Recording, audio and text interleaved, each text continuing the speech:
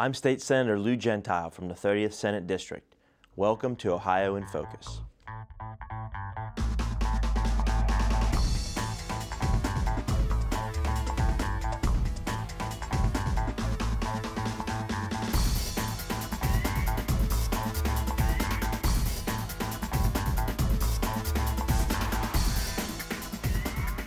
Hello, and thanks for joining us for Ohio in Focus. I'm your host, Mike Rao.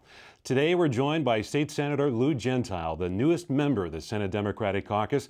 Senator Gentile was appointed recently to represent the 30th Senate District, which includes Jefferson, Belmont, Harrison, Columbiana, and Tuscarawas counties. Senator, congratulations on your appointment. Thank you.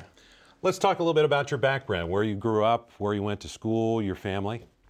Well, I grew up in Steubenville, Ohio, and born and raised, lived there today, and started out at a very early age from a family. I come from a long line of public servants and steel mill workers. My mother is a lifelong school teacher, 43 years. My father worked for the county and was a social worker, and three of my uncles were steel workers. So I come from a working class family in eastern Ohio, and have had a very lucky opportunity over the years to be involved myself in public service, starting out in then Congressman Strickland's congressional office as a regional field director, and then moving along to work and serve in the governor's office of Appalachia before running for public office.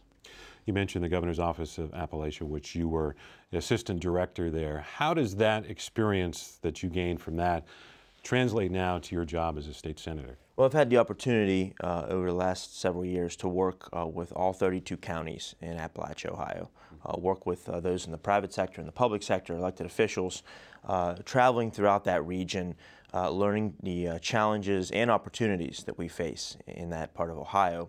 And I think that that has really given me a unique perspective about what we need to do and what we need to accomplish going forward in that region and how to tackle those challenges. And what are some of those things that you think we need to do? Well, certainly growing the economy is the top priority.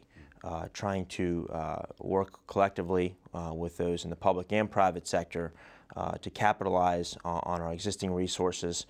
We're blessed with natural resources in that part of the state, certainly coal and natural gas and oil, which is currently being developed. Trying to do that in a responsible way to both protect the environment and put an emphasis on providing local workers with job opportunities. And so I worked in the governor's office of Appalachia, developing workforce training programs, building the infrastructure, the physical infrastructure, as well as the telecommunications infrastructure with broadband, and putting a lot of focus on those issues and learning about the region and our great strengths. One thing that you've mentioned to me as we've discussed things in recent weeks is about the importance that you place on working on a bipartisan basis to get things done, not only for your district, but for the state of Ohio. Why do you think that's so important? Well, I think that's what people desire right now. I spent the last year in the Ohio House, was able, fortunately, to pass 2 pieces of legislation in just 12 months. That I worked closely with members of the other side of the aisle on, and I think continuing that spirit of cooperation is critical going forward, and that is how I intend to conduct myself in the Ohio Senate, trying to reach across the aisle, build relationships with members who are like-minded to get things done for the people in the state of Ohio and in my district. What's been your impression of being in the General Assembly?